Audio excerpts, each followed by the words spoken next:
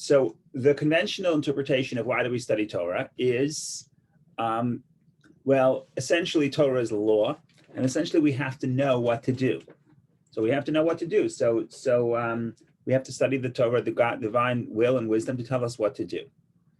And that is true. Part of studying Torah is to know what to do, to know how to live a moral life. That's all good and true.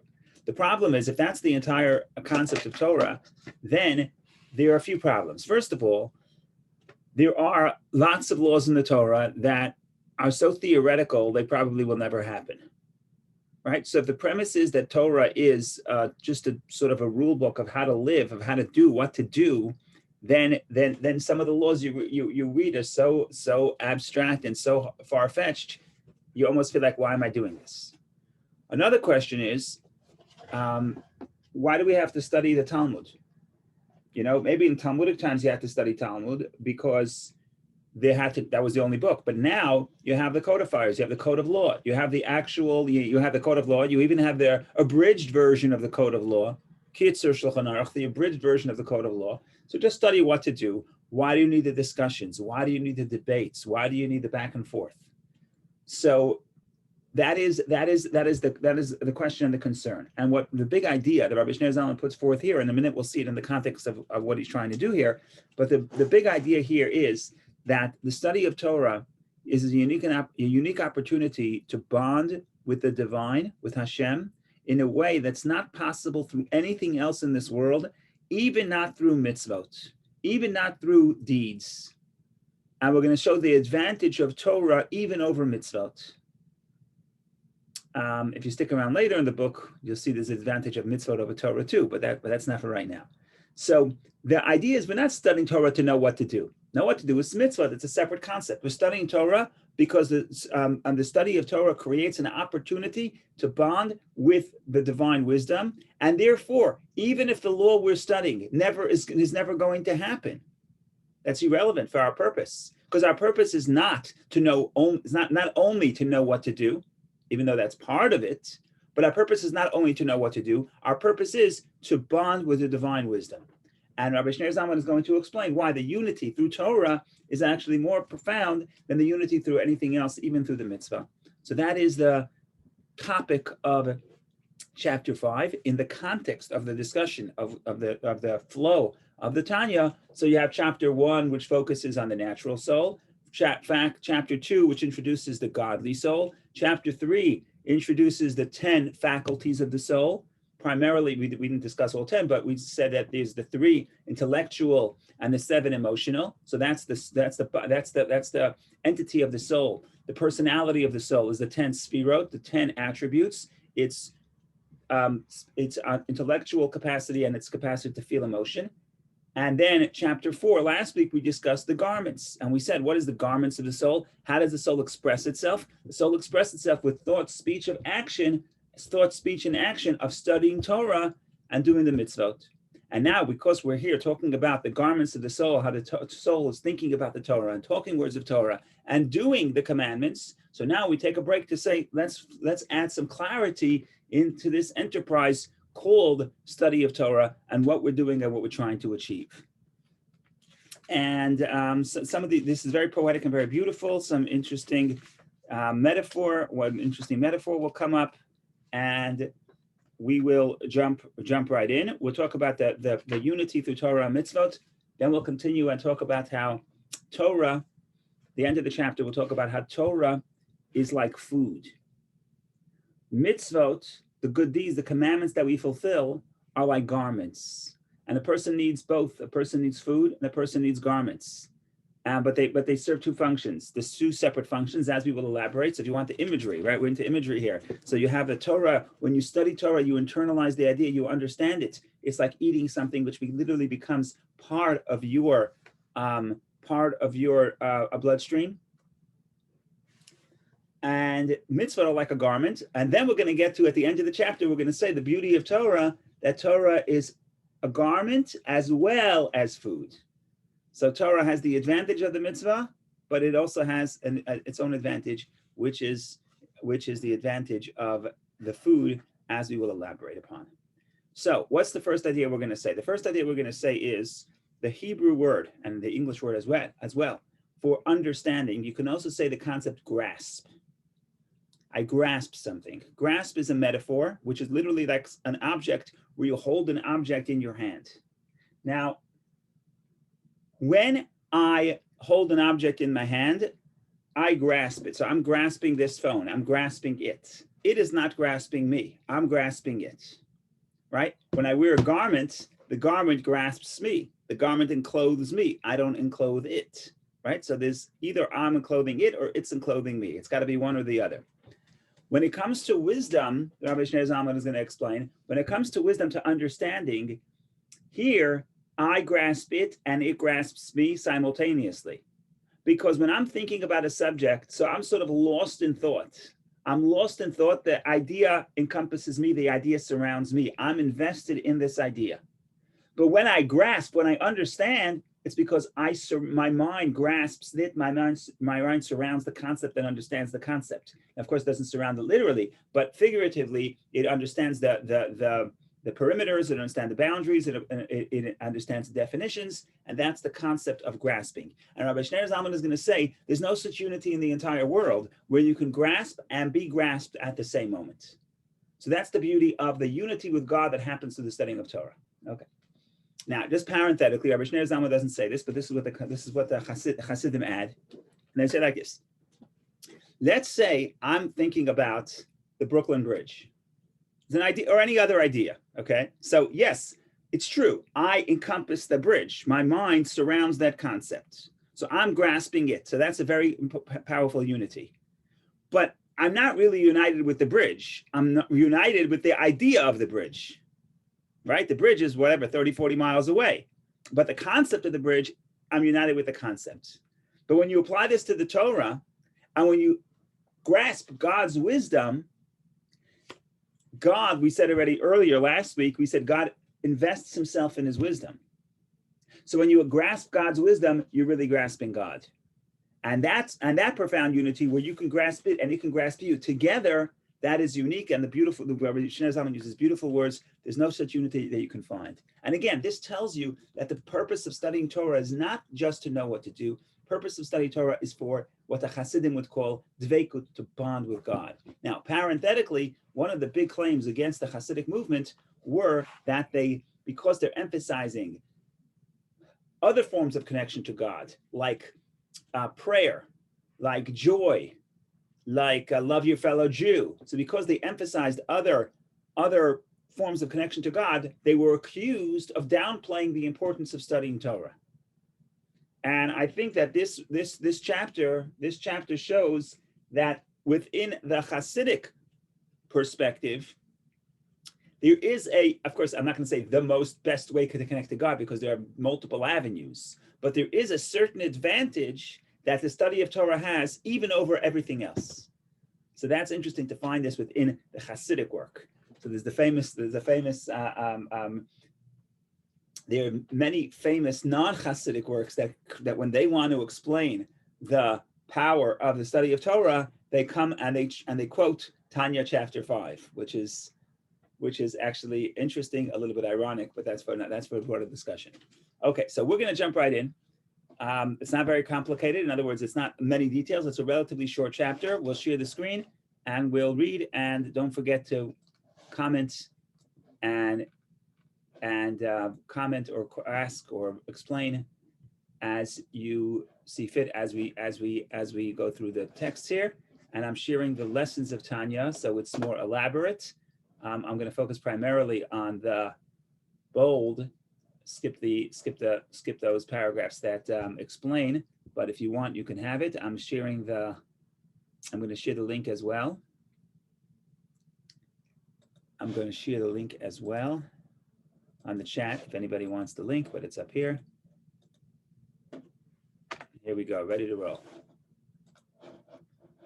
Okay, a further explanation to more fully elucidate the expression tefisa, grasp, in the words of Elijah, no thought can grasp you, right? So we quote the Zohar. The Zohar quotes Elisha.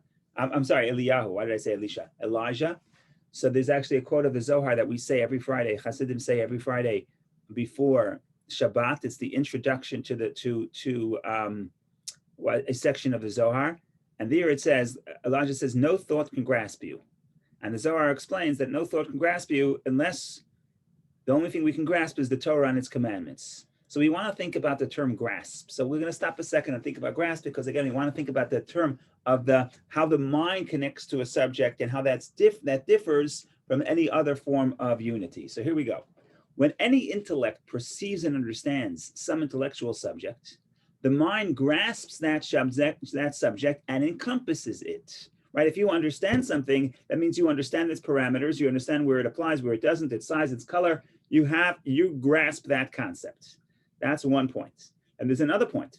And the subject is grasped and encompassed by and is clothed within the intellectual that understood and perceived it. Right? So I grasp the idea is grasped within my mind. Now comes a new idea.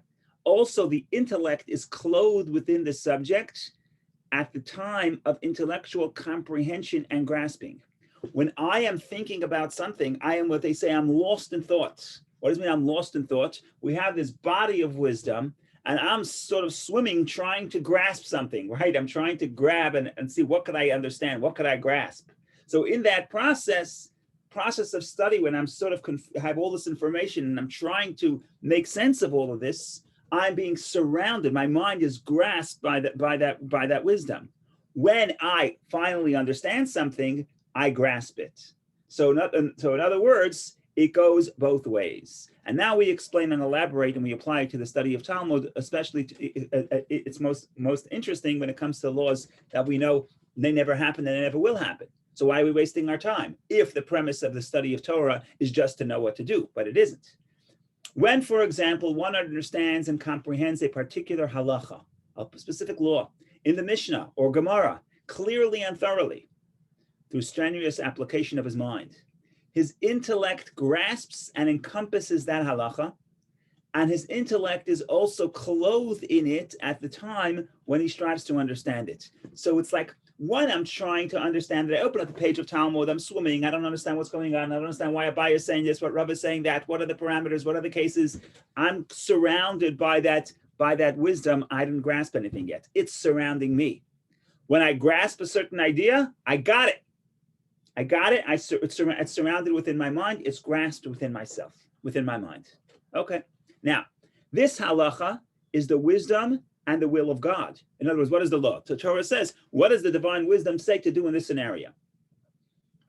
And he elaborates, it so arose in his will that if, for example, Reuven would claim thus, and Shimon thus, such and such should be the verdict between them. So God has this idea. Remember, we said last week that the idea is not about $1. The idea is about, in the spiritual worlds, it plays out in different ways, but it's the same algorithm. It's the same idea. If one person person A makes a claim, person B makes another claim, the God's will and wisdom is that the conclusion should be such and such. By the way, the joke is you study Talmud, you say Reuven claims that the guy owes him money. Shimon says he doesn't. And that's what you sit in yeshiva for 10 years discussing Reuven's claim and Shimon's claim. So the joke is, somebody says, I went to yeshiva for 10 years and I got one conclusion. Someone named Reuven should never borrow money from someone named Shimon. That was the takeaway. But in any case, here what we're saying is like this. So God's will and wisdom is that if this scenario plays out, this should be the law. Now comes very powerful words. Even if it never did, nor ever will come to pass, that litigation occur over these arguments and claims. What happens if this is a case sitting in the Talmud when nobody will ever make this claim? There will never be a litigation that expresses these ideas. So why are we studying it? Why are we wasting our time? Says Rabbi Shneur Zalman, yet, since it arose thus in God's will and wisdom, that if one person would claim this way, and the other way, when the other one, and the other that way, the verdict be such and such. Therefore, when one knows and comprehends this verdict, as a halacha set forth in the Mishnah or Gemara or Poskim, the halacha codifiers, he then actually comprehends and grasps the will and wisdom of God, whom no thought can grasp, nor can any thought grasp his will and wisdom, except when they, God's will and wisdom, clothe themselves in the halachot set before us, as we discussed last week, that God compresses himself within the law. So what are we saying here so far? We're saying that when you study Torah, there's two dimensions of unity. Number one, when you begin to study, the divine wisdom grasps you. When you finally study, when you comprehended something, when you found out what to do, right? There's a case in the Mishnah, two people holding a garment. What do I do? Okay, you divide it, make each person take an oath. Okay, so now I grasp the law. Now I'm grasping the will of God. Now, the will of God happens to be God compresses himself in God himself. So there's no way to grasp God. The only way to grasp God is if you grasp his investment within his will and wisdom, which is the Torah. That's almost on the first point. Go ahead, Vicky. Well, I just wanted to clarify. So when you grasp, is it on the level of dot when you grasp the divine wisdom, or when you just grasp the even before that, Chachma Bina, primarily Bina. Chachma is you can't really grasp it. Chachma is just a flash of the idea. You can't really explain what you understand. I would say that's a very good point. I never thought about it that way, but I would say with Chachma, the idea is still encompassing you. I wonder. Right. I would be surprised. I would be interested to see if anyone. I'm going to look around if people say this, but it seems to me that these two stages may be Chachma and Bina. Good point. But Bina is grasping. When you understand, before you apply it to your emotions, before you connect to it on a subjective level. But if you can grasp, if you understand the law, you don't have to be emotionally connected. Though, if you understand the law. Two people holding a garment. Each one says it's theirs. You split it, and each one swears that no less than half is his. Right, the first Mishnah in Tractate Baba Metzia. Boom, you grasped it. You have it in your mind. Your mind grasped it. You understand the parameters. You understand it, and of course, there's many other cases. There's much more wisdom hidden within there. The reasons, but the more you grasp of that concept, the more the grasp is. In short, your answer to your question is, as far as I can tell, that Bina itself is already the grasp. The unity is already with Bina. That is creating emotion. That's a separate concept. And it's outside of the scope of study of Torah. Correct. It's a separate mitzvah, right? It's a separate mitzvah, correct. And when I study Torah, I'm just trying to connect to the wisdom. I'm trying to understand what to do with this cow. Who owes who money? That's what I'm trying to figure out. It's not about emotion. Do I love God? Do I not love God? It's there too. You have to have emotion to motivate the study of Torah, but that's going to come way later in the book. So the study of Torah, the goal is not awaken the emotions. So that is not in the picture yet. Right. The goal of study Torah, as defined in chapter 5, is unity with God, which is the goal of the mitzvah too. But what we're going to explain is the mitzvah, the way you do a mitzvah. When you do a mitzvah, the unity takes a different form, a different type of unity. And the Torah has a unique, when we finish the chapter, you will see that there is no other mitzvah that grasps that where the unity with God comes as powerful as the way it comes with the Torah. Thank you. Thank you. Okay, let's read another few lines before we finish the first section. So we said the only way to grasp God is when God encloses himself in the Torah, and his intellect is also clothed within them. In other words, when I'm studying Torah, like I said, my intellect is clothed within the Torah. And here's a beautiful words, very poetic in Hebrew. I hope the English could convey it. The next 4 lines. Now, this is a most wonderful unity in the physical realm. This is the most wonderful unity. In the physical realm, there is no unity similar or parallel to it, i.e., for two things as disproportionate as human intellect and Torah, God's intellect, that they should actually become one and united from every side and angle.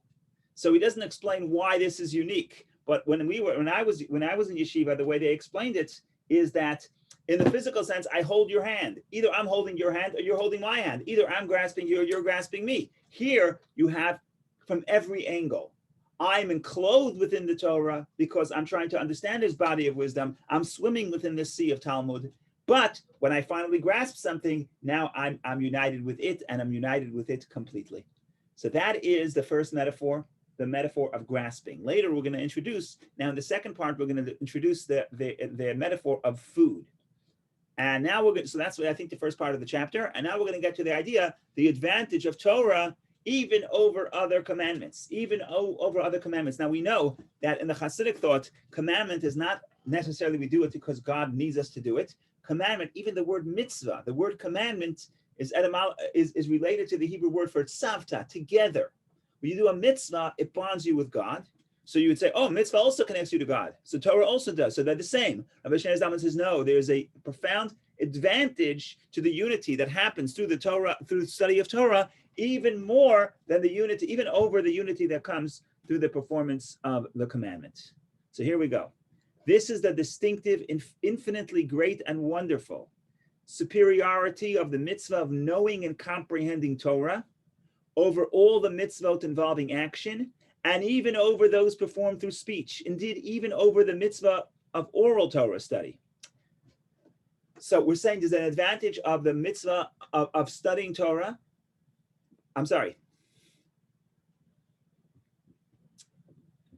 There's two mitzvot. Studying Torah, there's actually two mitzvot. There's a mitzvah to know Torah. That's mitzvah number one, right? I know Torah. I know what to do in this case. Right? Last week we studied on Tuesday. If a guardian give the object to another guardian, that's a law. I know it. That's a mitzvah to know Torah. There's another mitzvah to study Torah, and it's not the same thing. Even if you know the entire Torah, studying Torah is a mitzvah.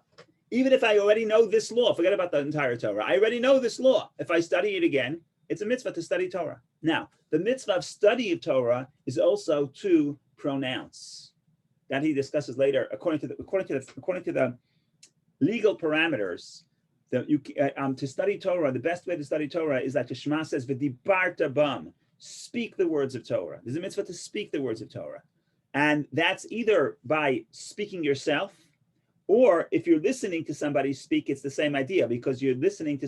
And the halacha, it's called shomea ke'oneh. Someone who listens is just like he says it along. Right? That's why you can hear the chazan, and it's considered as if you say it. So that what I'm trying to say here is what Rabbi Shneur Zalman is saying, the mitzvah of knowing and comprehending Torah is greater than the mitzvot of action, greater than the mitzvot of speech, and even greater than the mitzvah of speaking words of Torah. Right? The mitzvah of speaking words of Torah is the mitzvah to learn Torah verbally. But there's a separate concept of knowing God, knowing the Torah. And knowing the Torah is a separate mitzvah. Now, why? What is the advantage in studying in knowing the Torah over any other mitzvah? So now we're going to start explaining what happens when I do another mitzvah. What is the form of unity of the other mitzvah? And he starts explaining it here, but we'll get to it in a minute. We'll get to the metaphor of the garment, which is very beautiful. 4, through all the mitzvot performed in action and speech, God clothes the soul and envelops it with his light from head to foot, i.e. from the highest level to its lowest. I do a mitzvah. What do I do a mitzvah? I put on a talis. I sit in the sukkah. I eat matzah. Whatever I'm doing, the divine light now surrounds me. We're going to talk later about what surrounding mean. But for right now, let's suffice it to say that the Hashem's light surrounds me. But I don't grasp it. While in the case of the knowledge of Torah, apart from the intellect's being clothed in divine wisdom, like we said in the beginning of the chapter, when I study Torah, I'm surrounded by the divine wisdom. The divine wisdom is also within him so that he envelops it. When I study Torah, a good example of a mitzvah is sukkah. I go into the sukkah surrounds me. That's sort of a metaphor. The divine light surrounds me. But do I grasp it? No. We'll talk about what that means in a minute. When I study Torah, in addition to the fact that I'm surrounded by the light of God, my mind is actually grasping the light of God. It's within me. Through his intellect's comprehending, grasping, and encompassing whatever Torah knowledge it is capable of grasping and comprehending, each man, according to his intellect and the capacity for knowledge and understanding in pardes, which is the four modes of Torah, interpretation, pshat, remez, rusod. In other words, Rabbi Shneur Zalman is saying he's democratizing this. It doesn't matter if you know the whole Torah, you know a little bit of the Torah. It doesn't matter. Any amount of Torah that you know, your mind is grasping the wisdom of God.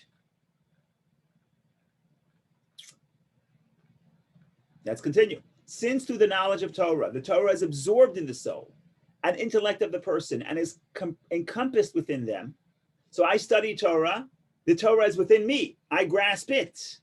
It is therefore called the bread and food of the soul. You look in the Talmudic literature, you see that a metaphor for bread is, for Torah is bread. There's a verse that says, L'chu lachmu v'lachmi, go make bread with my bread.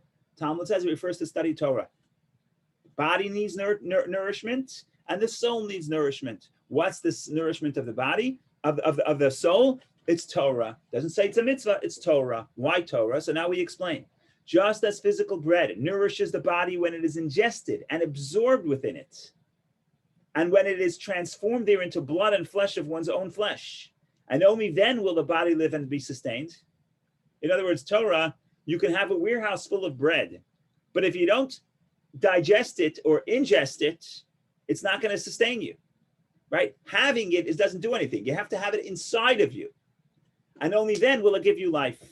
Similarly, through the knowledge and comprehension of Torah by the soul of a person who studies it well with the concentration of his intellect, to the point where the Torah is grasped by his mind and is joined with him so that they become one, the Torah thereby becomes food for the soul.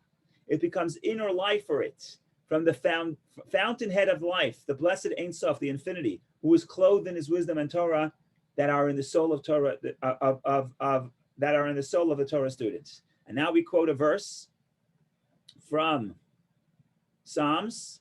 This is the meaning of the verse: your Torah is in my inner parts. Literally, Toratcha b'toch me'ai. Your Torah is in my stomach. What does it mean, your Torah is in my stomach? It means that just like food, bread, is internalized within myself, so too the divine wisdom is internalized within me when I study Torah. Now, a little bit more, we quote from the Eitz Chaim, or the Arizal. It is similarly written in Eitz Chaim, Portal 44, that mitzvot are garments of the souls in paradise. And Torah, on the other hand, is the food of the souls in paradise, which had engaged in the Torah study for its own sake during their life on this earth. It is similarly written in Zohar. It's similarly written in Zohar. The meaning of Torah study for its own sake is study with the intent of binding one's soul to God by comprehending the Torah, each man according to the capacity of his intellect, as explained in Priyas Chaim. This is fascinating. You study Torah, and the Talmud often says that a person has to study Torah lishma, for its own sake. In other words, don't study Torah to become famous. Even Maimonides talks about it, but it comes from the Talmud. You shouldn't study Torah to become famous. You shouldn't study Torah to make a lot of money. You shouldn't study Torah for your own ego. You have to study Torah for its own sake. Okay, what is for its own sake? What does it mean for its own sake? For the sake of the Torah needs me. What is its own sake? So no ulterior motives. But what does it mean for its own sake? So Maimonides, for example, says for its own sake means you have to study Torah out of the love of God. And we're not disagreeing with that. We're just fine-tuning it. What Rabbi Shneur Zalman is saying is that you have to study Torah for the purpose of connecting to God. In other words, that's the sake of Torah. That's the purpose of Torah, for its own sake, for its own purpose. If you're just studying Torah to know what to do, wonderful, that's a different mitzvah. Right? If you're studying Torah to verbalize the Torah as a mitzvah, that's a separate mitzvah. But to study to not the idea that you want to know Torah, that is grasping, and studying Torah for its own sake means to bond with God with this unique connection. Okay, so that's here. That's the second part. And now we're going to get into the third part, which explains how the Torah is actually both. But let's elaborate on the second part for a second. I put on tefillin in the morning. I light Shabbos candles. I eat matzah. I eat bitter herbs. Whatever I do. Does that experience change me? Not necessarily. Certainly does not have to change me internally. Am I a different person now? I put on tefillin. Am I a different person now? No, not necessarily. If I study Torah and now I understand something that I didn't understand earlier, am I a different person? Yes. My perspective has changed. I could put on tefillin and my perspective has not changed. My emotion has not changed.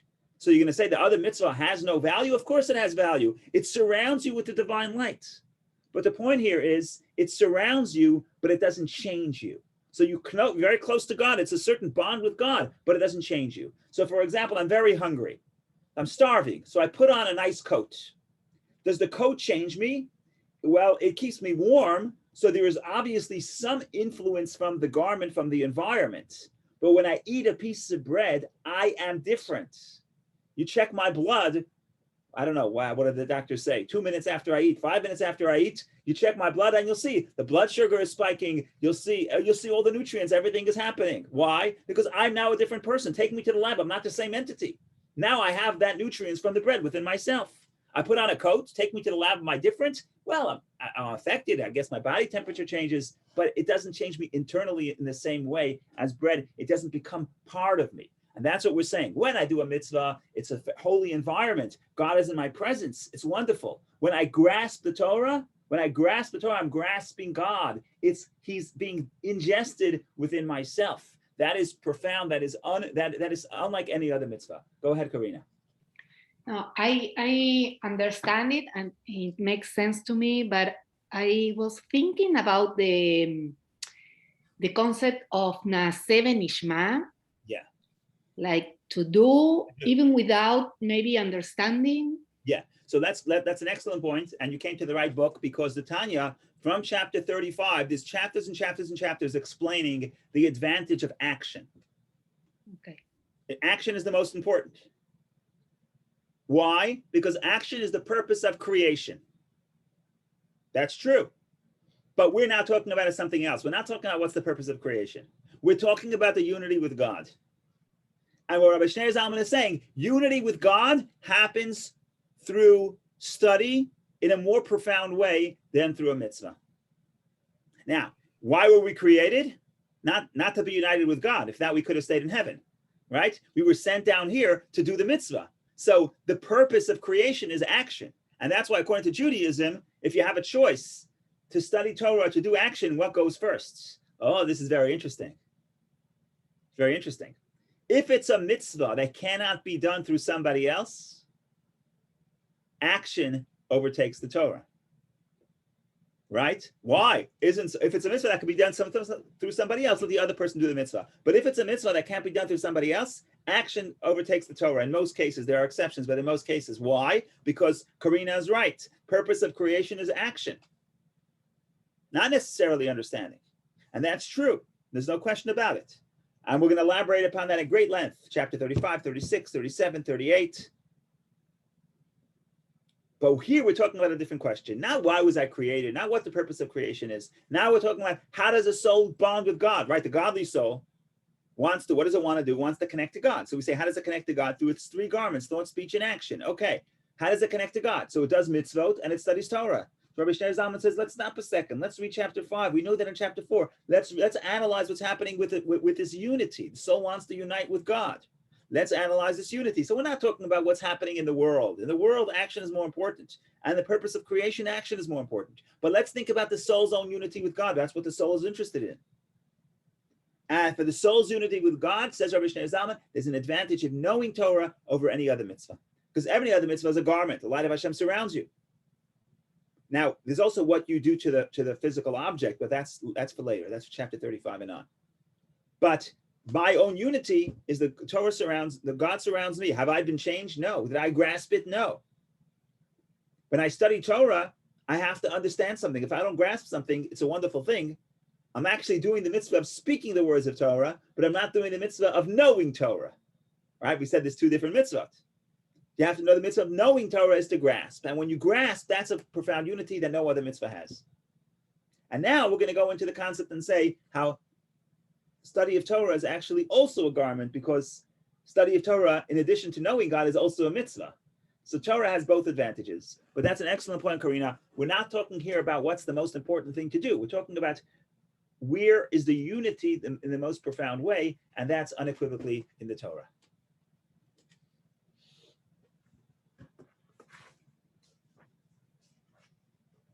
And the final section is very short chapter. We get out early today, I guess, because it's a federal holiday. So you need more time to spend with the family, I guess.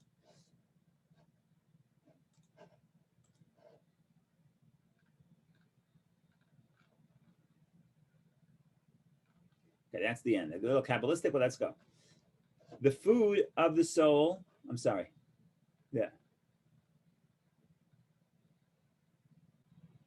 You know what? Let's read this paragraph. Why not? The paragraph of interpretation.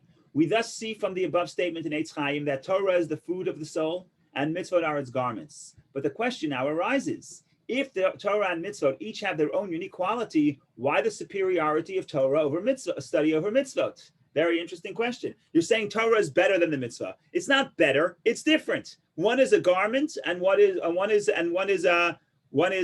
food. Which one is better? It's not the right question. They're different, right? You want to go to a party. Would you rather have a nice garment, or would you rather have good food? The answer is it's different. It's not one is better. But now we're going to say Rabbi Shneur Zalman said it's better. Why is it better? Because the Torah is actually both. Torah is both food and garment. The Alter Rebbe answers this by defining the terms food and garments in their spiritual context. From this explanation, it will become clear that Torah has the qualities of both food and garments, hence its superiority. So here we go. The food of the soul refers to the level of indwelling light. The garments refer to the level of encompassing light. So this is something we always talk about.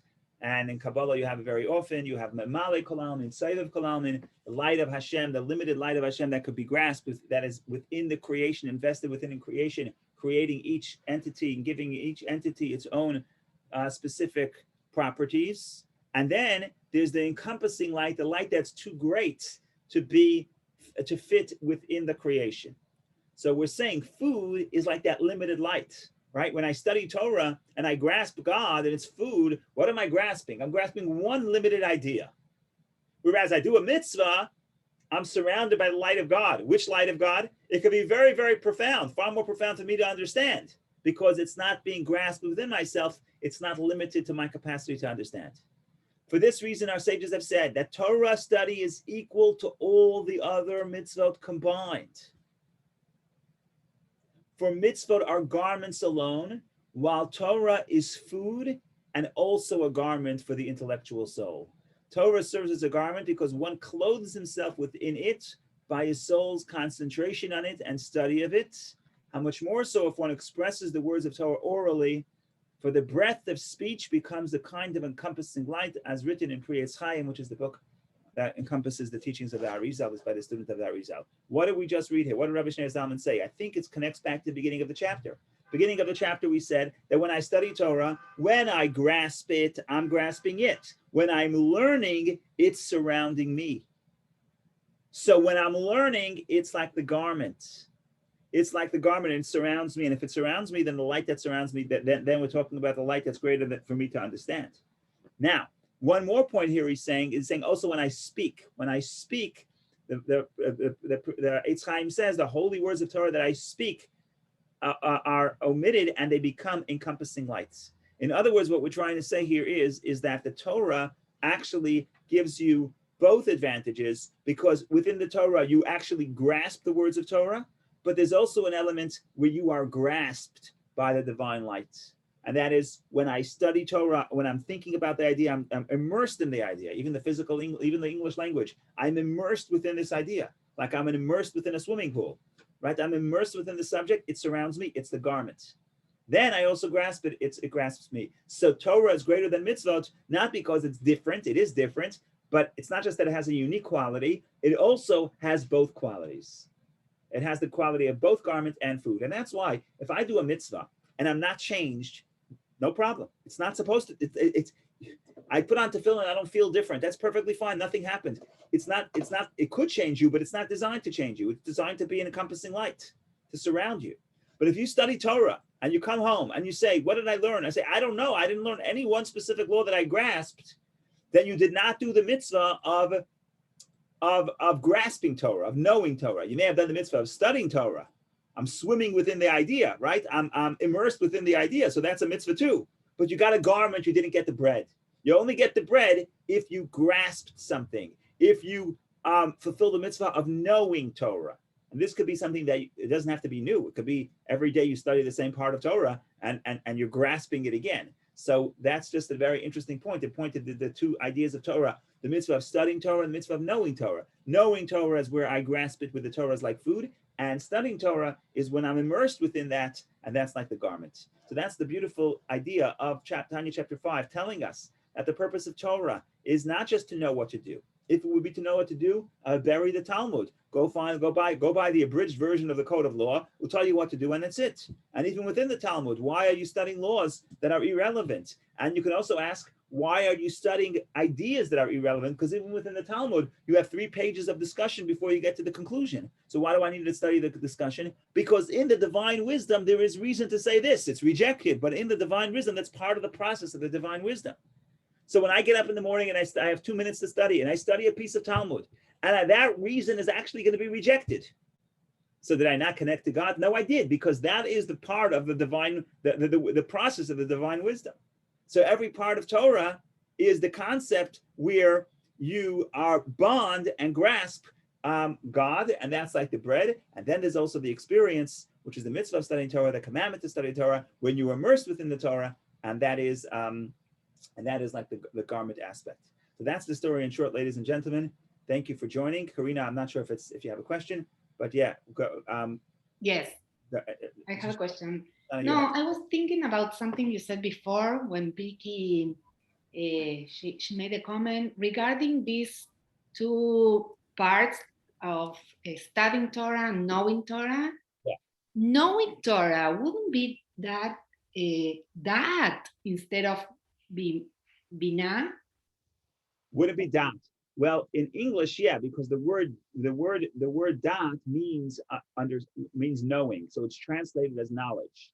But what I was referring to is the dat, the way it's explained in Tanya chapter 3, right? So the English words may be a little bit different, or even the Hebrew words. When you say knowledge, it can mean a few things. It could be knowing something, like knowing Torah, having the wisdom within your head. That's one way of using it. But we're using it in a more specific terms. Rabbi Shneur Zalman quoted the verse from the Genesis where it says, Adam knew Eve. Adam yada et Chava. Adam knew Eve. And there Rabbi Shneur Zalman says that if you want to be more specific, the term knowing as opposed to understanding, in addition, as opposed to the way we use it, which is knowing means I know the information, the Kabbalistic term dat means something else. Kabbalistic term dat means intimate knowledge, like Adam knew Eve. What does it mean, intimate knowledge? It means that I'm connected to this concept. I'm not studying it as an abstract concept. It's something I'm emotionally connected to. So you're right. The term dat knowledge is to know Torah. It applies to dat. But when I said it's not dat, I meant not the definition of dat offered in the 3rd Tanya chapter Tanya, where we use it in a very specific context, in the context of explaining the 3rd sephira, the 3rd of the divine attributes and the attributes of the soul. So there we're using it with its very specific and limited meaning. But you're right, it also has the meaning of knowledge, like I know the information. And in that context, is the mitzvah to know Torah, is the mitzvah to have the information within your head. But in Tanya, also because I remember you explained that with the meaning of connection, like connected to it. So that's the intimacy. Intimacy means okay. Yes. Okay. But I could know something and not be connected. I could know right now that the exchange rate between the Japanese currency and the Australian currency is whatever the exchange rate is. I know it. I could pass the test. Am I emotionally connected to it? Not at all. But did I grasp it? Yeah, it's actually bread. It actually affects, I'm different now. Now I have this information within myself. Okay. So in that sense, I know the Torah, I grasp it. I'm united with that concept. You can't separate, you can't unknow it unless you forget it. But I'm just saying, once you know it, you know it. You know 1 + 1 is 2. You know it. It's in your head. It's part of you. Yeah, I have a question about that also. How permanent is the connection after you learn it? So that's after you connect. You have to know it. Just like when you eat a piece of bread, by the way, how permanent is the piece of bread? Right? You need nutrients, and at some point, when the nutrients pass, you lose that unity, and therefore there's a mitzvah to know Torah. And in fact, it's not a simple mitzvah because it's a mitzvah not to forget Torah. Right. I don't want to shake the boat here. It's a mitzvah. You're not allowed to forget Torah. There's a verse that says in Deuteronomy, lest you forget, don't forget when God spoke to you at Sinai. The rabbis interpret that to mean you're not allowed to forget anything of Torah because everything in Torah is God speaking to you at Sinai. And this has halachic ramifications. In what sense? I have not seen anyone do this. I don't know why. But when you read Rabbi Shneur Zalman, his code of law, he says very clearly, if you have a choice to learn new or to review the old, you have to review the old first. You have to make sure you don't forget.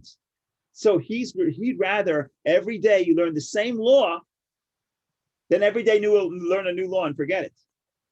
Because then you're not having the mitzvah, grasping the Torah. So I've never seen people do this, but that's the law. What are you going to do? So there's a certain aspect of actually reviewing what is known.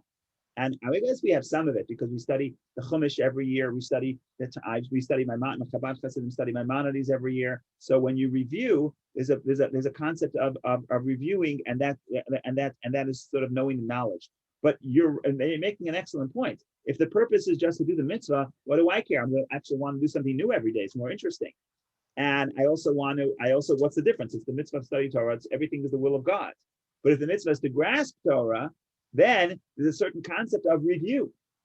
And now they have all kinds of systems where people study a lot of Talmud. People study a page a day. Study a page a day. Forget about remembering. I don't even know if you can understand it if you study quickly, like most people do within an hour, a page a day in an hour. I don't even know if you can understand it. But forget about retain. So they got all kinds of techniques where people retain. So my son is studying Talmud now. So what they do is every day they actually start. They have 10 minutes to go back to the beginning of the chapter. So every day they move forward, and then 10 minutes a day, everyone on their own pace studies from the beginning of the chapter. And the hope is that once you finish the year, they finish 10 pages of a Talmud, but they reviewed many, many times. So it's built into the system, the retention, because you're making an excellent point. It's a mitzvah to retain the Torah. Why? Because you have to know Torah. So that's one thing. But even if you're going to learn, but putting that aside, even if you learn something new every day, that moment, and you forget, let's say I have terrible memory, I forget everything. But right now, I studied the Torah, I learned the law, I know it, I grasped it, boom, that's the moment of unity. Thank you. Thank you very much. Thank you. By the way, Rabbi Shneur Zalman elsewhere says that's why there's a mitzvah to honor Torah scholars, even if they're not studying Torah. Why? What are we honoring? We're honoring what are we honoring about them exactly? What exactly are we honoring? So Rabbi Shneur Zalman says the fact that a person has Torah within his head, he has that concept of unity with God. There, Rabbi Shneur Zalman says, therefore, everyone has to know some Torah in their head. One law. You have one Torah in your head, God is always with you, right? Because so it's fascinating because the law Torah says the law is. The Torah says, honor the elderly. The sages say it includes not only the elderly, the old person, it also includes the wise, someone who acquires wisdom, acquires Torah, because Zaken is an acronym for the one who acquires wisdom. Because in Judaism, old age is synonymous with wisdom. Because a person is older, they automatically have a certain built-in wisdom just from life, even if they didn't study anything, certainly if they did study. So there, Rabbi Shneur Zalman talks about the idea of wisdom. So a zaken, an old person, is zeshek kana chachma. He acquired wisdom. Acquired wisdom means you have it, right? So that refers to the mitzvah of knowing Torah. So there he says everyone has to know Torah. One verse, one mishnah, one law, it doesn't matter. But you always have to have Torah in your brain that you know, because then you have that unity wherever you go. Thank you. Go ahead, Elisa. Go ahead. Did you make a distinction between studying Torah and studying Talmud? No. With divine will and wisdom, later on we talk about it as different levels. One is Atzilut, one is Asiya. They're all different levels, but the point here is that it's actually when you study Talmud, you may have more grasping than the actual 5 books of Moses, because the 5 books of Moses are more chachma than bina, right? It's more the kernel of the idea. It's not fleshed out, right? So if you really want to grasp, it's actually, ironically, the more you study the commentators, there's an advantage in the commentators over the primary texts. In other words, the advantage over the Mishnah, even over the Bible, in the sense that you want to talk about grasping, it's easier to grasp with the commentary. But there are specific differences about the levels of Mishnah and Mikra and study of Torah and Talmud. So that gets more mystical and Kabbalistic, and that comes later on in the book, not necessarily in the first section, but in the 4th section, which is many letters that address different Kabbalistic texts. That's where that discussion appears. So which one is Atzilut then? Ironically, It would be Mikra Talmud. is the lowest. Why is it the lowest? Because it descends the lowest, right? So the Kabbalistic source says, I forgot it, Mishnah, I think is Yetzirah. I don't remember exactly. Talmud is Bria. I don't remember offhand, but the bottom line is that it's counterintuitively, the lowest world is scripture. but it doesn't mean Scripture is the lowest. To the contrary, it means that Scripture, the holiness of Scripture, could descend to the lowest points. But that's everybody. I have to go look back at. This is beyond the scope of what I can. That's beyond the scope of what I know. I have to go look and study, but not know. Go ahead, Bob. Go ahead, Lisa. Just what was the acronym for Zaken? Zeh shekana chachma. So you drop the she. Zaken is zeh. This one, kana, is acquired. I'm sorry, not chachma. Yeah, so you don't say chachma. The nun, kuf nun of Zaken is both kana, acquired. You don't say the wisdom, but the Talmud the Talmud fills that in. Thank you. Go ahead, Bob. Again, the cynical question. If you were a movie critic and I told you to go see Gone with the Wind every year as the only movie to see, after 20 times you might come to me and say, hey, look, isn't there another movie you can suggest? So in the mitzvah of studying Torah, and say you're 60 years old and started maybe when you were 13, one could argue that you're reading the same thing over and over and over again. Now, parenthetically, I agree. Probably you're reading the Torah over and over again. You'll get a lot more out of it than somebody who's 25 reading the Torah over and over again. But isn't there an argument for putting down the Torah and then studying Pirkei Avot or Shir Shirim or whatever? I mean, again, I'm playing devil's advocate. Yeah. So I'll ask you, what is better? Is it better, let's say Pirkei Avot, Ethics of the Fathers. Is it better to learn all 6 chapters and remember nothing? Or is it better to study 2 sections, 2 mishnahs, 2 paragraphs and retain them? So the question is, it depends what you're trying to achieve. If you're trying to achieve retention, you want to be able to have something that I know, something that I can fall back on and I can repeat. Then there's an advantage of retention. If you want to say what's more engaging, like you say, I don't want to watch the same movie every day. And in the Torah study, both are true. So there's a mitzvah of studying Torah. For the mitzvah of studying Torah, you could learn something new every day, no problem. And it's actually more enriching. In fact, the more information you have of the breadth of Torah knowledge, the more you'll understand any specific law, right? You can't fully understand one specific law before you have more of a broad interpretation. What I'm saying is that in addition to studying Torah and learning something new and getting more depth, all that is true. But there is an advantage of if I can repeat something, if I can retain something, if there's something that you ask me and say, tell me some of God's wisdom. And I say, oh, I don't know. I remember that last Siyum HaShas, not this one, the one before, when they conclude the entire, once in 7 years, when they conclude the entire code of law. So I'll confess, every now and then I listen to NPR, WNYC, and they had a program, a few minutes, about the conclusion of the Shas. It was the first time, I think they did it in MetLife Stadium. They did it twice there, but I think the first time, so it was a big deal. So I'm sitting in the car, and the host is people calling in that were at the Siyum, or going to the Siyum, and the host says, tell me something that the Talmud says. You learned 2,000 pages, 2,700 pages. Tell me one interesting thing. And it's funny. Some people are saying it's so inspiring and it's amazing and it's wonderful, but they can't give you something concrete. Other people can give something concrete.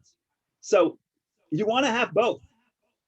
You want to be able to feel the beauty and the excitement and the inspiration of Torah. But you also have to know, you also have to have something to retain, because when you retain, that means you know Torah. You know Torah. That means you're grasping Torah. It's actually interesting. We say in the Shema, "Vishinantam levanecha," teach them to your children. So it's a very strange word for teaching. Later it says "v'limaditem." Limaditem, limud is the much more common word. The lamed, to learn, to teach. But in the Shema, the first paragraph, the second paragraph we say "v'limaditem oisam," teach them. In the first paragraph it says "vishinantam." Vishinantam actually means, what comes from the word Mishnah? What does it mean? It means to repeat. To repeat it to your children. And it also comes from the word sharp. And Rashi says over there, what does Vishinantum levanecha mean? If somebody asks you something of the Torah, don't hesitate. You should have something that you can share. And it seems to me that Rashi is addressing the idea that you want to grasp something in the Torah, not the whole Torah. I mean, if you could do the whole Torah, that's wonderful. But you want to grasp at least one idea. You have to be able to say, I grasp God's wisdom. Or how do I do that? Well, I know the law. Which Mishnah do you know? It doesn't matter. I know one Mishnah. I know that if two people are holding a garment, and each one says it's theirs. You'd split it in half, and each one takes an oath that no less than half is theirs. That's what I know, but I know it. Now, if I want to learn something new tomorrow, wonderful. That's also a mitzvah. That's a mitzvah of studying Torah. But there's a mitzvah of grasping, knowing, grasping, retention. And that's a separate mitzvah. There's a mitzvah of yediata Torah, knowing Torah. There's a mitzvah of learning Torah. So they're both true. I'm not disagreeing with you, Bob. I'm saying they're both true. Thanks, Is Dennis. Shinantam also related to Shinui? Shinui is change. Shinui is change, but it's a very funny change. It's a very interesting concept. The word for year, for example, shana. What is shana? Shana means year, but year has two meanings. It's repetitive, but it's also change. The same word, year, shana, is repetitive and change because a year has both. It's a new year, but it's the same dates. It's a cycle, or at least a spiral. But the point here is that yes, every time you come back to the same concept to review, you're getting a change, you're getting a new insight. But it still has the concept of I'm returning to the old. And there's a concept of retention, there's a concept of knowing. Then there's a concept of learning new, and it's wonderful. And they're both true. I'm not disagreeing with Bob. I think they're both critical, but there's something you have to know. There's something, someone stops you in the street and tell me one law of the Torah or one idea of the Torah. I say, whoa, I had such inspiring speeches, but I can't tell you one word. That's wonderful. But then you also have to have retention. And that's grasping Torah. When you're inspired, the Torah grasps you. When you can repeat, you grasp the Torah. I was thinking back to when you were talking about that how learning Torah changes us. And so if Shinui connects that way. That's good. When you review that, then the word of God is embedded within you, and that's a change. That's good.